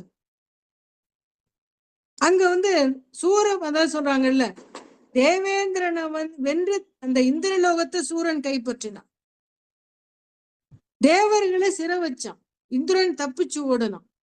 அப்ப குயில் வடிவெடுத்து ஓடுனதை இங்க பாட்டுல மணிவாசகர் வைக்கிறார். தீவினையின் பயன் இந்திரனையும் துரத்துச்சு. மனிதர், கந்தர்வர்கள், முனிவர் யாரா இருந்தாலும் தீவினை நம்ம என்ன தப்பு செய்யறோமோ அதுக்கு தண்டனை அனுபவிச்சே தீரணும். அதான் சொல்றாரு இங்க. வீரபத்திரருக்கு அஞ்சினாங்க இந்திரன் குயில் வடிவம் கொண்டு மரத்துல ஏறி ஒளிஞ்சுக்கிட்டாருன்னு சொல்றாரு. யாகத்துல வீரபத்திரர் வராருன்னு எல்லாரும் பயந்து ஓடுனதுல இந்திரனும் ஒருத்தன். வெம்சின வேள்வி வியாத்திரனார்த்தலை துஞ்சினா பாடி உந்திப்பற தொடர்ந்த பிறப்பற உந்திப்பற. அதாவது இந்த வியாத்திரன்னு சொல்லக்கூடியது வேள்வி தலைய வெட்டின, அந்த வேள்வி செய்யக்கூடிய யாகத்தலைவனை வெட்டினதை சொல்றாரு. தச்சன் நடத்தின யாகத்துக்கு போனவங்களுக்கு ஏற்பட்ட தண்டனையை திரும்ப திரும்ப நினைவுபடுத்துறாரு மணிவாசகர். எல்லா துன்பங்களுக்கும் மூல காரணம் இந்த தீவினை தானே. விதிங்கிறது வேற யாரும் நம்ம மேல திணிக்கிறது இல்லை. நமக்கு நாம ஏற்படுத்திக்கிறதா விதி. எதை விதைக்கிறோமோ அதைத்தானே அறுவடை செய்வோம். விதை ஒண்ணு போட்டா சொர ஒண்ணா முளைக்கும்னு சொல்லுவோம்ல. சிவபெருமான் மேல கொண்ட சினத்தோடு யாகம் புரியறான். அதனால அவனுக்கு தலை போச்சு. தச்சன் வேள்வியில வீரபத்திரன் செஞ்ச இந்த செயல்களை பாட பாட நம்மளை தொடர்ந்து வரக்கூடிய பிறப்பு சங்கிலியும் அடுங்கிறார், அறுபடுங்கிறார். துஞ்சனா வாப்பாடி உன் தொடர்ந்து பிறப்பற இந்த எம்பெருமான் புகழ பாடு உன்னுடைய பிறப்பு அறிபடுங்கிறார். பிறப்பு இறப்பு சங்கிலி. ஏன் பிறப்பு இறப்பு சங்கிலி? செயின் அப்படி தொடர்ச்சியா இருக்கும். இப்ப பிறந்து அடுத்து இறந்து அப்புறம் திரும்ப பிறந்து இறந்து இப்படி வந்துகிட்டே இருக்கும். நம்மளுடைய வினைகள் நல்வினைகளா தீவினைகளுக்கு தகுந்த மாதிரி இன்பமும் துன்பமும் மாறி மாறி வந்துகிட்டே இருக்கும். அதான் பிறவா பெருநிலை. பிறந்தாதானே இருக்கிறதுக்கு. அந்த பிறவா பெருநிலை வரணும்னா இந்த எம்பெருமான் புகழ பாடுங்கிற. அது ஆட்டின் தலையை விதிக்கு தலையாக கூட்டிய வாபாடி உந்திப்பற கொங்கை குலுங்க நின்று உந்திப்பற. நான்முகனுக்கு விதின்னு பேரு. அவனுடைய மகன் தச்சன், அவனுக்கு சின்ன விதின்னு பேரு. அதாவது ரொம்ப அறிவாளியா தச்சன். அவனோட அகந்தையின் காரணமாக ரொம்ப ஆங்காரமா ஆக்ரோஷத்தோட அகந்தையினாலதான் இத்தனையும் செய்யறான். அதனால ஆடுக்கு சுய புத்தி கிடையாது. ஒண்ணு போச்சா பின்னாடியே போகும். அவனுடைய அகந்தையை செருக்கு அழிக்கும் பொருட்டு அந்த தச்சனுக்கு ஆட்டோட தலையை கொடுத்தார். அப்படி செய்தவனுடைய புகழை பாடுங்கிறார்.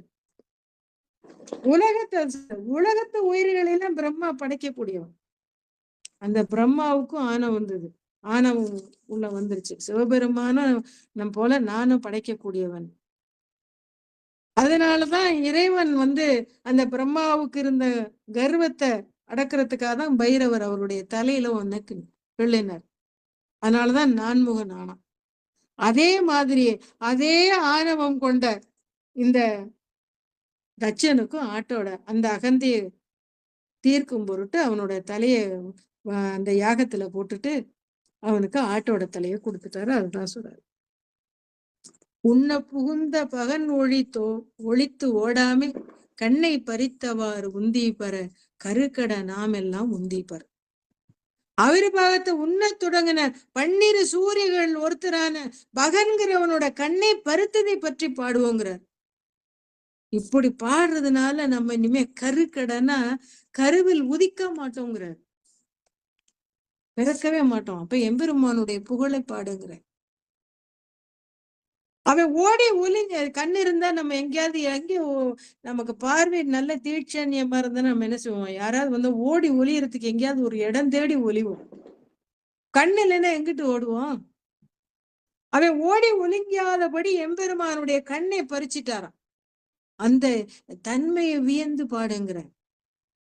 நம்ம பிறவி பிணியெல்லாம் அழியணும்னா இந்த எம்பெருமான புகழ்ந்து பாடுங்கிற. தச்சன் நடத்தின யாகத்துல யார் என்னென்ன தண்டனை வாங்கினாங்கன்னு சொன்னவரு இந்த சூரியன்ல அந்த 12 சூரியர்கள் உண்டு. அதுல பகன்கிறவனுக்கு கண்ணு போச்சுங்கிறதையும் சொல்றாரு. இந்த உலகத்துல நம்ம பொறுக்கிறோம்னாவே நம்ம கர்ம வினையின் பொருட்டு தான் பொறுக்கிறோம். அதனாலதான் இத கர்ம பூமின்னு சொல்லுவாங்க. அப்ப இந்த பூமியில நம்மளுடைய வினைகளை கழிப்பதற்காகத்தான் வந்திருக்கோம். திரும்ப திரும்ப தீவினைகளை செஞ்சு நம்மளையே நம்ம பலவீனப்படுத்திக்க கூடாது. நம்மளுடைய அதாவது நன்றும் தீதும் பிறர் தர வாரா. நம்மளுடைய துன்பத்துக்கும் நம்மளுடைய இன்பத்துக்கும் நம்ம தான் காரணம், மற்றவங்க யாரும் காரணம் இல்லை. அதை புரிஞ்சுக்கணும். புரிஞ்சுக்கிட்டோம்னா நம்ம இறைவன் திருவடியை கட்டாயம் சேருவோம். அதை தான் இங்க ரொம்ப அருமையா சொல்றாரு. நாமகள் நாசி சிரம் பிரமன்பட சோமன் முகம் நெறித்து உந்திப்பற தொல்லை வினைகட உந்திப்பற. நான்முகன் 5 தலையில ஒரு தலையை கிள்ளிட்டாரு வீரபத்திரர். அதே நம்ம பார்த்தோம். நாமகளோட மூக்கு அறுபட்டு நல்லா மூக்கு அறுபட்டு போனான்னு நம்ம சொல்றோம் பாத்தீங்களா, மூக்கை அறுத்துட்டார். சந்திரனோட முகத்தை தேய்ச்சாராம். இதையெல்லாம் நீ பாடிட்டாவே தொல்லை வினை நம்மளுடைய பல வினைகள்லாம் அற்று போயிருங்கிறார். அது எம்பெருமானுடைய அந்த சொல்லாவே போதுங்கிறார். நம்முடைய வினைகள்லாம் கட்டாயம் போயிடுங்கிறார். அதாவது சுந்தரர் 7ஆம் திருமுறையில பாடியிருப்பார், வஞ்சமற்ற மனத்தாரே மறவாத பிறப்பிலேயே பஞ்சு சீரடியானே பாகம் வைத்து உகந்தானே மஞ்சுற்ற மணிமாடவன் பார்த்தான் பனங்காட்டூர் நெஞ்சத்து எங்கள் பிரானை நினையாதார் நினைவு என்னங்கிறார். வஞ்சனை இல்லாத நெஞ்சமுடைய அடியாரை ஒருபோதும் மறந்து அறியாதவர், செம்மஞ்சு குழம்பு போன்று பூசப்பட்ட சிறிய அடிகளை உடைய உமாதேவியை உடம்பில் ஒரு பாகமாக கொண்டு மகிழ்ந்தவர், மேகங்கள் தங்கக்கூடிய அழகிய மாடங்கள் நிறைந்த வன்பார்த்தான் பனங்காட்டாருள் எழுந்தருள் இருக்கக்கூடிய எங்கள் பிரானை மனதில் நினையாத நினைப்புதான் என்னங்கிறார். அதேதான் இங்க ரொம்ப அருமையா சொல்ற. அப்ப துன்பங்களுக்கு காரணம் என்ன? நம்ம வினைகள் தான். அப்ப இறைவனை நினைச்சு நம்ம வழிபட நம்முடைய வினைகள் அத்தனையும் அழிந்து ஒளி. அடுத்த சொல்றாருல, நாமகள் நாசி சிறபிரமன்படு சோமன் முக நெறித்து உந்தி பெற தொல்லை வினைகிட உந்திப்ப. சரஸ்வதி பிரம்மா சந்திரன் ஆகுங்கெல்லாம் தண்டிக்கப்பட்டதை இந்த பாட்டுல திரும்ப திரும்ப நினைவுபடுத்துறாரு. தேவர்கள் ஆனாலும் வினை பயன்ல இருந்து தப்ப முடியாது. ஒரு செயலை செஞ்சா அந்த செயலுக்குரிய பலனை அனுபவிக்கிற வரைக்கும் அந்த கர்ம வினைகளை தீர்க்கவே முடியாது. இந்த உலகத்துல அதனாலதான் நம்ம ரொம்ப எச்சரிக்கையா இருக்கோம். மனதால செஞ்சாலும் நினைச்சாலும் செயல்களால செஞ்சாலும் சொல்லால சொன்னாலும் அது தீவினைகளாக மாறும். சரஸ்வதி பிரம்மா சந்திரன் இவங்கெல்லாம் தெய்வங்களா இருந்தாலும் கொடியவனா இருந்த அந்த தட்சன் நடத்தின யாகத்துக்கு போனதுனால அவங்க அத்தனை பேரும் துன்பம் அடைந்தார்கள். எப்பவுமே நம்ம சொல்லுவாங்கல்ல, போகாத வேலைக்கு போகாதேன்னு சொல்றாங்கல்ல. தகாத செயல்களை செஞ்சதுனால அவங்க அந்த யாகத்துக்கு போனதுனால அந்த துன்பத்தை அவங்க விலை கொடுத்து வாங்கிட்டாங்க. அதை உணர்த்தக்கூடிய பாடல் தான் இது. நான் மறையோனும் மகத்து இயமான் பட போம்பழி தேடுமாறு உந்தி பெற புரந்தரன் வேள்வியில் உந்தி பெற. நான்முகனாகிய யாக புருஷனாகிய தட்சனும் அதெல்லாம் இந்திரன் இவங்க உயர்ந்தவர்களா இருந்தாலும் இந்த கதியை அடைஞ்சாங்கன்னா நான் எங்க போய் தப்பிப்பதுன்னு வருத்தம் அடைஞ்சான். அதாவது நான்முகனுக்கு தலை அறுபட்டு போச்சு. இந்திரன் ஓடி போய் மறையிறான். இந்த அவல நிலையெல்லாம் நினைச்சு நீ அந்த மங்கையர்களை நீங்க பாடி மகிழுங்கிற. பிரம்மா உயிர் அழிஞ்சு ஓடுறாரு, தேவேந்திர தப்பிக்க வழி ஓடுறான். தீவனை பூந்ததுனால இந்த அவல நிலை. இந்திர பதவியும் படைக்கும் பதவியும் தந்தது யாரு? எம்பெருமான் தானே. அப்படி இருந்து எம்பெருமானை அவமதிச்சு செய்யப்பட்ட இந்த யாகத்துக்கு அவங்க போகலாமா? அவங்களுக்கு இருந்த அப்ப அறிவு மயங்கனத்துக்கு காரணம் என்ன? அதுலயும் அவங்களுக்கும் கர்ம வினை பாக்கி இருந்திருக்கு. அதை தீர்க்க வேண்டியிருக்கு. மனிதர்களாக பிறந்த நாம் சொல்லுவாங்கல்ல, முன்னாடி செஞ்ச வினைகளை எப்படி நம்ம தீர்த்துக்கணுமோ அந்த எத்தனை அதான் தேவர்களா இருந்தாலும் அவங்களுடைய தண்டனையை அனுபவிக்கிற மாதிரி நம்மளும் நம் செய்யக்கூடிய வினைகளை அனுபவிச்சுதான் ஆகணுங்கிறத உணர்த்தக்கூடிய பாடல். சூரியனார் தொண்டை வாயினில் பற்களை வாரி நெறித்தவாறு உந்தி பெற மயங்கிற்று வேள்வி என்று உந்திப்பர். அடுத்தது இந்த 12 சூரியர்கள்னு சொன்னோம்ல, அதுல கூடன்கிற ஒருத்தன் இருந்தான். அவனுடைய பற்களை தொண்டையோட வச்சு நெரிச்சிட்டாரான். சொல்றாரு, அந்த பற்கள் உதிர்ந்து போச்சான் வேள் அப்படி நெரிச்சதுனால. யாகசாலையும் அழிஞ்சு போச்சு. திரும்ப திரும்ப அந்த தச்சன் வேள்வியில நடந்த விளைவை நம்ம கண்ணு முன்னாடி அப்படியே படம் பிடிச்சு கண்டு. அதாவது திருவாசத்துல கதை போல இது படிக்கிறதுக்கு இல்லைங்க, இது ஒரு படிப்புனே. ஆன்மீக பாதையில நம்ம வினைகளற்று முன்னேறி போகணும்னா இதெல்லாம் நம்ம பார்க்கணும். இந்த நமக்கு முன்னாடி இருந்த மகான்கள்லாம் இறைவனை கண்ணு முன்னாடி பார்த்தாங்க.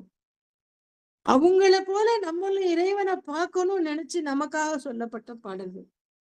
தேவர்கள்லாம் தீவினை காரணமா துன்பம் அடைஞ்சாங்கன்னா இப்ப நம்ம எத்தனை எச்சரிக்கையோட இருக்கணும். அதத்தான் இந்த பாட்டுல ரொம்ப அருமையா சொல்றாங்க. இது வரைக்கும் நம்ம சொல்றாங்கல்ல, இது வரைக்கும் இந்த 12 பாடலுமே தச்சனோட யாகத்தை பத்தியே சொல்லப்பட்டது. இனி வர பாடுப்பா. தச்சனார் அன்றே தலை இழந்தார் தக்கன் மக்களை சூழ நின்று உந்தி பெற மடிந்தது வேள்வி என்று உந்திப்பார். தச்சனோட வேள்வி முடியறதுக்கு முன்னாடியே அவன் தலை இழந்துட்டான். அவன் மக்கள்லாம் சூழ் இருந்தாங்க. ஆனாலும் அவங்கள முன்னேறப்படுத்தி யாகம் முடிச்சிருக்கலாம்னா இல்லைங்கிறாரு. மக்கள் சூழ நின்றாலும் யாகம் முற்றுப்படலை. ஏன்னா தச்சனுடைய தலை அறுபட்டு போச்சு. யாகத்தில விழுந்ததுனால யாகம் நின்னு போச்சுங்கிறார். தச்சன் வேள்வி அழிஞ்சதுல சிவபெருமான் நேர பங்கு கொள்ளல். வீரபத்திரத்தான் அனுப்புறார். வேள்வியில பங்கு கொண்ட அத்தனை பேரும் தண்டிக்கப்படுறாங்களே தவிர யாருமே அழிக்கப்படல. இந்த ஓரளவு சிந்திச்சு பார்த்தோம்னா இந்த திரிபுரத்தோட அழிவிற்கும் தச்சன் வேள்வி சிதைவிக்கும் ஒரு வேறுபாடு இருக்கிற மாதிரி தோணும். அந்த திரிபுரத்து அசுரர்கள் மரம் வாங்கின பலத்தால அனைத்தையும் பெற்றாலும் நீண்ட காலம் பூஜை செஞ்சு நன்னெறியில இருந்தவங்க தான். கொஞ்ச காலத்துல அதிகாரம் வந்தோடனே சொல்லுவாங்கல்ல, பித்தன் தலைக்கேறிடுங்கிறாங்கல்ல, அதனாலதான் அவங்க அழிஞ்சு போனாங்க. மூலப்பொருளாகி இருந்த எம்பெருமானை மறந்தார்களே தவிர எம்பெருமானை நிந்திக்கலைங்கிறார். அவரை விட மேம்பட்டவங்கன்னு நினைக்கல. அதனால ரொம்ப எளிதா மரணத்தை பெற்று அடுத்த நிலைக்கு போயிட்டாங்க. ஆனா தச்சனோட வேள்வி முழுசும் மாறினது. யாகத்தை செஞ்ச ஆச்சாரியான், அபிஷை உண்பதற்காக வந்த தேவர்கள், இந்த உலகத்துல வாழ்ந்த முனி பொங்கவர்கள் அத்தனை பேரும் இந்த யாகத்துல கலந்துகிட்ட அத்தனை பேரும் தண்டிக்கப்பட்டாங்க. தன்னோட பொண்ணு சிவனுக்கே மனம் முடிச்சிருந்தாலும் மருமகனை விட மேம்பட்டவனுங்கிற அகங்காரம் அவன் தலையில பூண்டுச்சு தச்சனோட மண்டையில். அதனால அவன் சிவபெருமானை ஏளனமாக பேசுகிறான். அகங்காரத்தில் விளைவாக ஏற்பட்ட இந்த ஏசலை மறுத்து கூறாம, ஐயோ நீ செய்யறது தப்புன்னு யாராவது சுத்தி இருக்கிறவங்க எல்லாம் தண்டிச்சிருக்கணும்ல, அவங்க எல்லாம் தண்டிக்கல. அவங்களும் பேசாம இருந்ததுனால அவங்களும் இந்த செயலுக்கு குற்றவாளி ஆயிட்டாங்க. ஆணவத்திலிருந்து விடுபடாதனால தச்சனும் அவனுடைய யாகத்தில் கிடைக்கக்கூடிய அபி உணவுக்கு ஆசைப்பட்டு யாகத்துக்கு வந்த தேவர்களும் தண்டிக்கப்பட வேண்டிய நிலைக்கு ஆளாயிட்டாங்க. சுயமா சிந்திச்சு எது மெய் எது பொய்ன்னு அறிய வேண்டியது அறிவு. அதாவது தலையில இருக்க மூலமா தானே எல்லாத்தையும் யோசிச்சு செய்ய மாட்டியான்னு நம்ம சொல்றோம்ல. ஆனா இந்த அறிவு என்ன, இந்த மூளையானது மீள முடியாதபடி, அதாவது தவறான வழிக்கு அவனை இழுத்துட்டு போயிடுச்சு. அதனாலதான் அந்த தலை அறுக்கப்பட்டது. தனக்குன்னு ஒரு சிந்தை இல்லாம அடுத்தவங்க சொல்ற வழிய, அதாவது ஒரு ஆடு போச்சுன்னா அந்த மந்த கூட்டமே அது பின்னாடி போகும். பிறர் செல்லும் வழியில் செல்லக்கூடிய ஆட்டுக்கடாவோட தலைய தச்சனுக்கு கொடுத்துட்டார். இப்ப இந்த ரெண்டு நிகழ்ச்சியில உள்ள வேறுபாட்டை உணர்த்ததான் இந்த ரெண்டு நிகழ்ச்சியும் அடுத்தடுத்து மணிவாசர் இந்த பாட்டை நமக்கு சொல்றார். புதல்வர்கள் சூழ இருந்தாலும் தண்டனை அவனுக்கு கிடைச்சு. சிவபெருமானுக்கு அபிர்வாகம் அளிக்க முடியாதுன்னு சொன்ன அவனோட தலையை வெட்டியாச்சு வீரபத்திரர் மூலியமா. அப்பா பிள்ளைகள்லாம் இருந்தாங்க, ஆனாலும் அவனோட தலை தப்பல. தீவினை செஞ்சவர்கள் சுற்றங்கள் சூற இருந்தாலும் அவர்கள் துன்பத்தில் இருந்து தப்பிக்க முடியாதுங்கிறார். செல்வமோ பக்கபலமோ பயன் தராது. அவங்க சொல்லுவாங்களே, அவங்க செஞ்சவனே அவங்க அனுபவிச்சு உப்பு தின்னவன் தண்ணி குடிச்சுதானே தான். ஆக செல்வம் பெற்று விட்டோம்னு ஆணவம் கொண்டு தீய செயல்களை செய்து துயரத்தை விலக்கி வாங்க கூடாதுங்கிறதா மணிவாசகர் தரும். அப்பேற்பட்ட சிறப்புடைய இந்த திருவாசகத்தை நம்ம பார்த்தோம். வினைகளை நம்ம எம்பெருமான் திருவடியவே நினைக்கும். அதுதான் நமக்கு பெரும் பேர். எம்பெருமானை நினைச்சாவே போதும். வெம்ப வருகிற்பதன்று கூற்றம் நம்மேல் வெய்ய பகையும் பையனையும் எம்பறிவும் தீர்ந்தோம் எடுக்கனில்லோம் எங்கு எழில் என் ஞாயிறு எளியோம் அல்லோம் அம்பவளு செஞ்சடை மேல் ஆறு சூடி அனலாடி ஆனஞ்சும் ஆட்டுகந்த செம்பவள வண்ணர் செங்குன்ற வண்ணர் செவ்வான வண்ணர் என் சிந்தையாரேன்னு அப்பர் பாடுறார். அழகிய பவளம் போன்ற அந்த சிவந்த மேனியில சிவந்த சடையில கங்கை ஆற்றை சூடியை கொண்டு கையில் அனலேந்தி ஆடக்கூடியவர். பசுவில் இருந்து கிடைக்கக்கூடிய அந்த பால், தயிர், நெய், கோஜலம், கோமயம் கொண்டு திருமஞ்சனம் ஆடக்கூடியவர். பவளம் போன்ற மேனியும் குன்று போன்ற வடிவம் உடையவன். அழகான மாலை நேரத்து செவ்வானம் போல இருக்கக்கூடிய அந்த சடையை உடைய பெருமான் சொல்றார். அம்பவன செஞ்சடை மேல் ஆறு சூடி அனலாடி ஆனஞ்சும் ஆட்டுகந்த செம்பல வண்ணர் செங்குண்ண வண்ணர் செவ்வார வண்ணர் என் சிந்தையாரேங்கிறார். அப்பேற்பட்ட எம்பெருமான நம்ம வணங்க கொடிய வினைகளாகிய பகை வெம்பவர்க்கிருப்பதென்று கூற்றம் நம்மேல்கிறார். எவன் நம்ம கிட்டக்கு வரமாட்டான். கொடிய வினைகளாகிய பகையை மெல்ல மெலிஞ்சு ஓடி போயிரும். நம்மளுடைய துன்பமும் இல்லைங்கிறார். வெய்ய வினைப்பகையும் பையன் ஐயும் எம்பறிவும் தீர்த்தோம் எடுக்கோன் இல்லோம்ட்ட. எந்த துன்பமும் நமக்கு இல்ல. சூரியன் எங்கே உதிச்சா என்னங்கிறார். ஞாயிறு எங்கு எழில் என் ஞாயிறு எளியோம் அல்லோன்ட்டார். நான் ஒண்ணு சூரியன் எங்க உதிச்சா எனக்கு என்ன, ஏன்னா எம்பெருமானுடைய அருள் எமக்கிட்ட இருக்கு. அப்படின்னா இதுல சொல்றாருன்னா சிவபெருமானின் சிவப்பேற்றின் ஆற்றலை வலியுறுத்தி சொல்றார். அப்பேற்பட்ட எம்பெருமானின் திருவருளை பாடக்கூடிய பாடல்களே நம்ம ரொம்ப அருமையா இங்க சிந்திச்சிருக்கோம். வந்திருக்க அடியார்களுக்கும் அவர்களை சார்ந்தவர்களுக்கும் வராத அடியார்களுக்கும் எம்பெருமான் அருளால் எல்லா வளமும் நலமும் கிடைக்கணும்னு சொல்லி அந்த சிகாரம் சைவநெறி பாடசாலைக்கு நன்றி கூறி வந்திருக்க அடியார் அனைவரையும் திருவடி வணங்கி இன்றைய வகுப்பை நிறைவு செய்வோம். தனம் தரும் கல்வி தரும் ஒரு நாளும் தளர்வரியா மனம் தரும் தெய்வ வடிவம் தரும் நெஞ்சில் வஞ்சமில்லா இனம் தரும் நல்லன எல்லாம் தரும் அன்பர் என்பவர்க்கே கணம் தரும் பூங்குழலால் அபிராமி கடைக்கண்கள். முருகனே முதல்வனே மாயோன் மருகனே ஈசன் மகனே ஒருக்கை முகன் தம்பியே நின்னுடைய தண்டைக்கால் நம்பியே கை தொழுவேன் யான். வான்மிகில் வளாது வைக மணிவளம் சுரக்க மன்னன் கோன்முறை அரசு செய்க குறைவிலாது உயிர்கள் வாழ்க நான்மறை அறங்கள் ஓங்க நற்றமிழ் வேள்வி மழ்க மேன்மைகொள் சைவ நீதி விளங்குக உலகமெல்லாம். மேன்மைகொள் சைவ நீதி விளங்குக உலகமெல்லாம். எந்நாட்டுடைய சிவனே போற்று எந்நாட்டவர்க்கும் இறைவா போற்று. சிவாய நம. திருச்சிற்றம்பலம். நன்றிங்கம்மா, நன்றி. திருச்சிற்றம்பலம். அன்பர்களுக்கு ஆன்ம வணக்கம். நீங்கள் கேட்டுக்கொண்டிருந்ததும் பார்த்து கொண்டிருந்ததும் சிகாரம் சைவநெறி பாடசாலை என்கிற டெலிகிராம் சேனல் மூலம் ஞாயிற்றுக்கிழமைகள் தோறும் இரவு 8 மணிக்கு திருவாசகத்தில் அருளும் பொருளும் என்கிற தலைப்பின் கீழே பெரம்பலூர் மாவட்டம் சிவ திருமதி அமுதா பழனியப்பன் அம்மையார் அவர்கள் திருவாசகம் என்னும் தேனை நமக்கெல்லாம் சொற்பொழி வடிவில் அழகாக பதம் பதமாக மிக நேர்த்தியாக நமக்கெல்லாம் வழங்கியிருக்கிறார்கள். அவருடைய பொற்பாதங்களையும் நிகழ்ச்சிக்கு வருகை தந்த அத்துணை அடியார் பெருமக்களுடைய பொன்னார் திருவடிகளையும் மனமொழி மேகலாலை வணங்கி நிகழ்ச்சி நிறைவு செய்வோம். நிறைவு செய்வதற்கு முன்பதாக இந்த 1 மணி நேர நிகழ்வில் அடியார் பெருமக்களுக்கு ஏதாவது ஐயப்பாடு, அம்மாவிடம் ஏதாவது பேசணும்னு ஆசைப்பட்டாலும் பேசலாம். குறிப்பா இன்னைக்கு உந்திபாரை பார்த்தோம். திரு பூவல்லி கொய்யாம பார்த்துட்டு பிறகு இந்த 14ஆம் பகுதியாக இருக்கக்கூடிய அதிகமாக இருக்கக்கூடிய திரு உந்தியார் என்கிற ஞான வெற்றி தில்லையில் அருளிய செய்தி அம்மா அடுத்து சொன்னாங்க. குறிப்பா வீரபத்தருடைய செய்கையெல்லாம் அழகா படம் பிடிச்சு நம்ம கண்ணு முன்னாடி காமிச்சாங்க. இதுக்கு முன்னாடி இந்த பதிகத்தை படிச்சவங்களுக்கு வெறும் பாட்டா தான் தெரிஞ்சிருக்கும். அதனுடைய உள்ள இருக்கிற செய்தி எல்லாருக்கும் தெரிஞ்சிருக்காது. அதோட உள்நோக்கத்தை அழகா அம்மா எடுத்து சொன்னாங்க. இதுல யாராவது உங்களுக்கு கேள்வி கேட்கணும்னு தான் அம்மாட்ட பேசலாம். சிவபெருமான் வீரபத்தருடைய பெரும் பங்கை இதை நீங்க பார்த்திருப்பீங்க. ஏன்னா காட்டுங்க எல்லாரும் வந்து குலதெய்வமா வச்சிருப்பீங்க. உங்க ஐயா கூட இருக்காங்க. குலதெய்வமா வச்சிருப்பீங்க. ஆனா வீரபத்தருடைய உண்மை என்னன்னு தெரியணும்.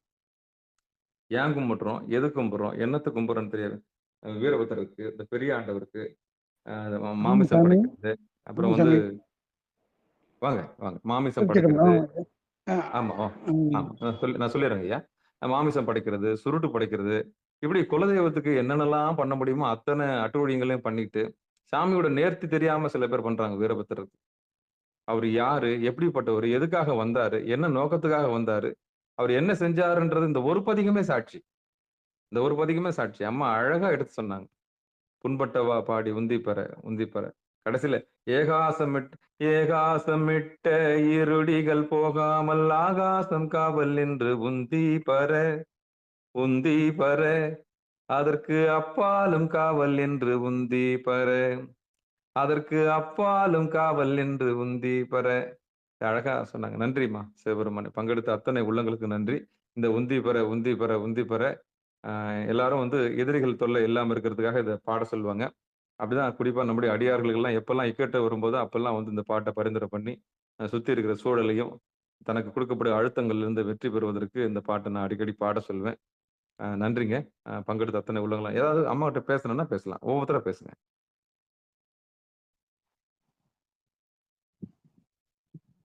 அம்மா வணக்கம்மா. சிறப்பாக இருந்துச்சுமா. நான் வீரபுத்திர குலதெய்வமா கும்பிடுறோம். நீங்க பேசுவோம். வீரபுத்திரோட அருமை பெருமையெல்லாம் தெரிஞ்சுச்சுமா. ரொம்ப நன்றிங்கம்மா. சிவாயனம். பாருங்க, வீரபத்திரரே குலதெய்வமா வச்சிருக்கிறாரு. ஆமா, நன்றிங்க சிவபெருமானே. அவருடைய சிலையை நீங்க பார்க்கணுமே மதுரையில. அப்பா அப்பா அப்பா அப்பா அவ்வளோ பெரிய ஹைட்ல இருக்கும் வீரபத்திரருக்கு சிலை. எப்படிதான் ஒரே கல்ல அதை செஞ்சாங்கன்றது ஆச்சரியமா இருக்கும். தமருகம், அதுவும் அக்னி வீரபத்திரர், சாதாரண நார்மலா இருக்கிற வீரபத்திரர், அகோர வீரபத்திரர், இப்படி இந்த சிலைகள்லாம் நீங்க பார்க்கணுமே. அப்பா அப்பா அப்பா அப்பா அவ்வளோ அழகா இருக்கும். தாத்பரியம் உடுக்க இருக்கும், பக்கத்துல நெருப்பு இருக்கும், சூலம் இருக்கும். ஐயோ சிவபெருமானே பார்க்கும்போதே அவ்வளோ நேர்த்தியா சிவாய இருக்கும். அம்மா சொல்லுங்கம்மா. சிவாயனவங்க ஐயா. சொல்லுங்க. நேற்றுதான் கைலாய காட்சி சுவாமி திருமணமாகி கைலாய காட்சியில அகோர வீரபத்திரர் சுமந்து சென்ற காட்சியை நான் ஸ்டேட்டஸ்ல போட்டிருந்தேன். நைட்டு ஃபுல்லா வீரபத்திரர் எப்படி ஊரை காக்குறாரு அப்படிங்கிறதுக்கு இந்த உந்திப்பற பாட்டு ரொம்ப அருமையா இருந்தது. அவர் வச்சிருக்கிற அந்த அகோர வீரபத்திரனா எத்தனை தலைகள் இருக்கும், என்ன வச்சிருப்பாரு, வீணையின் மூலம் எப்படி அந்த உயிர்களை தனக்குள் அடக்குவாரு அப்படிங்கிறதெல்லாம் அந்த நேர்த்தியான அந்த உருவத்தை பார்க்கும்போது ரொம்ப ஆனந்தமா இருந்தது ஐயா. வீரபத்திரர் எவ்வளவு உயிர்களை உந்திப்பறன்ற பாட்டின் மூலம் அம்மா விளக்குனது ரொம்ப அருமையா இருந்தது. அது நேத்துதான் எனக்கு கிட்டுச்சு கைலாய காட்சி. இல்ல அது அப்படி அப்படி வீரபத்திரர் சுமக்க மாட்டாருமா. அதை நீங்க தவறா சொல்றீங்க. வீரபத்திரர் வாகனமா வைக்க மாட்டாங்க. சாமி வச்சிருக்காங்களே, நான் உங்களுக்கு அனுப்பியிருக்கேன். அது வீரபத்திரர் இல்லம்மா. அது வீரபத்திரர் ஒருபோதும் வாகனம் வர மாட்டாங்க. வீரபத்திரருக்கு வாகனமே நந்திதான். அதையா அது அப்படி இல்ல. அது கடைசி நாள் காட்சியில வீரபத்திரரோட தான் அவரு போறாரு கைலாயத்துக்கு போகும்போது. இல்ல கூட உற்சவமூர்த்தி யாரும் வந்திருப்பாங்க. அந்த புகைப்படம் அப்புறம் அனுப்புங்க. ஒருபோதும் அப்படி வரமாட்டார் சாமி. என்ன சாமி தான் அது. அந்த உடுக்கைய காப்பு கட்டி ஒரு சூலத்துல வச்சுட்டாங்க. அந்த உடுக்க அது மாதிரி அந்த காப்பை அவுக்கும் போது நான் பார்த்தேன். ஏன்னா அந்த கொடிமரத்தை அவுக்கும் போது அதெல்லாம் அவுத்தாங்க. அப்போ சொன்னதுனாலதான் எனக்கு தெரிஞ்சது. லாஸ்ட் புறப்பாடு, அதாவது முன்னாடி 10 நாள் திருவிழான்னா முன்னாடி புறப்பாடு எல்லாம் ரிஷப வாகனத்துல போவாராம். கடைசி நாள் போகும்போது அது வீரபத்திரரோட வாகனமா தூக்கி செல்வாராம் அவங்க. அந்த கடைசி நாள் அவரோட உற்சவம். அதனால அது எனக்கு தெரியல. நீங்க அந்த புகைப்படம் அனுப்பிச்சீங்க. கண்டிப்பாங்க. எஸ். ஒருபோதும் அவரு ஏன்னா அவருக்கே நந்திதான் வாகனம். இங்க செங்கல்பட்டு பக்கத்துல ஒரு கோயில் இருக்கு வீரபத்திரருக்கு. அந்த வீரபத்திரருக்கு வாகனமே நந்தியா தான். நந்தி பெருமான் தான் இருப்பாருங்க. சரி, மிக்க மகிழ்ச்சி. நீங்க பாத்திருக்கீங்களா பாலகிருஷ்ண ஐயா? கோவில் இருக்கு ஐயா. என்ன சொல்லுங்க. வீரபத்திரர் வாகனமா பாத்திருக்கீங்களா? இல்ல அப்படி பாக்கல, நந்தி தான் இருக்கும். வீரபத்திரருக்கு முன்னாடி நந்தி தான் இருக்கும். நீங்க திருக்கழுக்குன்றம் போனீங்கன்னா அங்க சாந்த வீரபத்திரர் இருப்பார். அந்த சாந்தம் அடைஞ்சு அங்கேயும் நந்தி தான் இருக்கும்.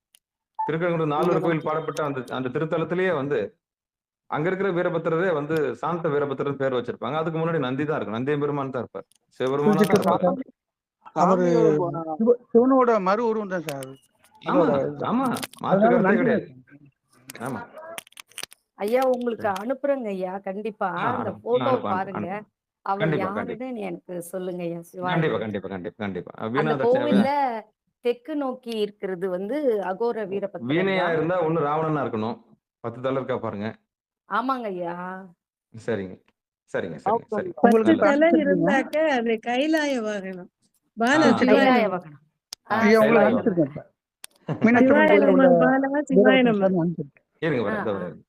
ஒருத்தர் பேசுங்க. ஆமா சொல்லுங்கம்மா. சொல்லுங்க அமுதம்மா. பாலா சிவாய நமகன். பாலா சிவ சிவ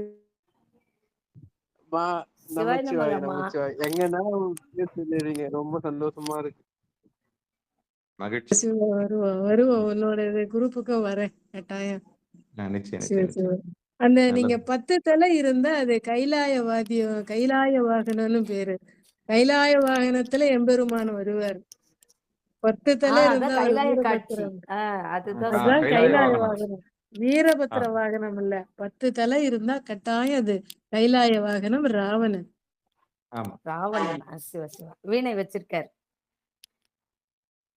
சிவாய. கொடி உடையவன் அவன். ஆமாம், ஓ ஆமாம், ஆமாம். சரிங்கம்மா. வேற யாராவது பேசணும் விரும்புறீங்களா? நன்றிங்க வீரபத்திரரை பத்தி? நன்றிங்கம்மா நன்றிங்கம்மா. நன்றிம்மா. நன்றிம்மா. வேற யாராவது பேசணும் ஆசைப்படுறீங்களா வீரபத்திரரை பத்தி? இன்னைக்கு நடந்த சம்பவங்கள்ல ஆட்டின் தலையை விதிக்கு வைத்து. வாங்க முருகன் ஐயா. சாமி உங்களுக்கு அனுப்பிச்சு விட்டுருக்கேன். மீனாட்சி அம்மன் கோயில்ல உள்ள வீரபத்திரரை உங்களுக்கு ஆ, வாட்ஸ்அப்ல போட்டு விட்டுருக்கேன். வாட்ஸ்அப்ல அமைச்சிருக்கீங்களா? எதாவது அமைச்சிருக்கீங்க? வாட்ஸ்அப்ல இப்ப போட்டு விட்டுருக்கீங்க. சரி, நான் பாக்குறேன். நிச்சயம் பாக்குறேன். வேற வேற யாராவது பேசணும் ஆசைப்படுறீங்களா? நல்லதுங்க. உங்க பெருமாள் ஐயா, வீரபத்திரரை பத்தி தெரிஞ்சுக்கிட்டீங்களா? தெரிஞ்சுக்கிட்டேன் சாமி. அருமை ஆ, அருமையா விளக்கம் கொடுத்தாங்க அம்மா. அம்மா கிட்ட சொல்லுங்க. 2 வார்த்தை சொல்லுங்க. அம்மா வந்து எப்படி அவங்க எதிர்பார்க்கறாங்கல்ல? என்ன நடந்தது? உண்மைதான் எனக்கு தெரியும் உண்மைதாங்க அவங்களுக்கு சொல்லணும். வாய உண்மைதான். திறந்து நீங்க என்ன அனுபவிச்சீங்கன்னு சொல்றதுக்கு தான் நான் கூப்பிடுறேன். அது 2 வார்த்தை. முப்புறம் எரி ஒரு சொல்லு தெரியும் உள்ளது. ம். முப்புறம் எரி தெரியும். ஆ, தச்சன் வேலையும் அம்மா வந்து அருமையா விளக்குனாங்க. ரொம்ப ஆ. அருமையா இருந்தது. அதுதாங்க எதிர்பார்க்கறேன். அதுதான் எதிர்பார்க்கறேன். ஒரு நல்ல விமர்சனம் மட்டும் எதிர்த்து கேட்கறதுக்கும் வரணும். இது என்னன்னு புரியலன்னு கேட்கறதுக்காவது வரணும். என்ன உள்வாங்குனீங்கன்ற நன்றியாவது இருக்கணும் உள்ள. ஆமா. இதுவரைக்கும் எனக்கு என் புத்திக்கு எட்டவே இல்லம்மா. நான் வீரபத்திரன்னா யாரோன்னு நினைச்சுட்டு இருந்தேன். என் புத்திக்கு இப்பயாவது புரிஞ்சதும்மா, எனக்கு அறிவுக்கு வந்ததும்மான்னு சொன்னா கூட, அதுவே பெரிய முன்னேற்றம் தான். அத கூட சொல்ல தெரியலன்னா அப்புறம் என்ன? அ அதுதான் அந்த என்ன பெற்றுக் கொண்டீர்கள்? என்ன கற்றுக்கொண்டீர்கள்? கற்றதும் பெற்றதும் சொன்னா தான் நமக்கு வந்து நன்றி அறிதல் நமக்கு தெரியும். சரியா? சரி. பங்கெடுத்த அத்தனை உள்ளங்களுக்கு மனமார்ந்த நன்றி சொல்லி நிகழ்ச்சியை இனிதே நிறைவு செய்வோம். ஐயா என்னாச்சு? திருச்சிட்டம்பலங்க ஐயா. சிவாய ம். நமங்க ஐயா. அம்மாட்ட பேசு. அம்மா திருச்சிட்டம்பலங்கம்மா. சிவாய நம. அம்மா திருச்சிட்டம்பலங்கம்மா. சிவாய நமம்மா. அம்மா திரு உந்தியார் வந்து நான் பாடலாதாங்கம்மா பாடியிருக்கேன். ஆனா இதுக்கான அர்த்தங்கள் வந்து இன்னைக்கு நான் முழுமையா தெரிஞ்சுக்கிட்டேங்கம்மா. ரொம்ப நன்றிங்கம்மா. அம்மா இன்னொரு சந்தேகங்கம்மா. அம்மா சந்தேகம் இல்லைங்கம்மா. அந்த டைம்க்கு டவர் எனக்கு கிடைக்கல. நான் அத அப்ப வந்து எழுத முடியலைங்கம்மா. திருப்பூவெள்ளி அப்படின்ற இதுல வந்துங்கம்மா 15வது பாடல்ல அங்கி, அரக்கன், ராவணன், அந்தகன் சொல்றீங்கல்லைங்கம்மா. அதுல அந்தகன் வந்து என்னதுங்கம்மா? செங்கன். அது வந்து எனக்கு அதாவது புரியல. அது அந்த அங்கி டைம் வந்து எனக்கு அங்கி டவர் சரியா கிடைக்கலைங்கம்மா. அத பத்தி அந்த கொஞ்சம் ஒரே ஒரு இது அந்தகன்னாக்க மட்டும் சொல்லுங்கம்மா. யமன். அந்தகன்னா யமன். சிவாய நமங்கம்மா.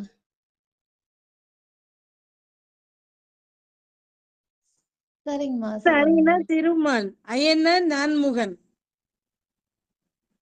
அருக்கன்னா சூரியன். சரிங்கம்மா.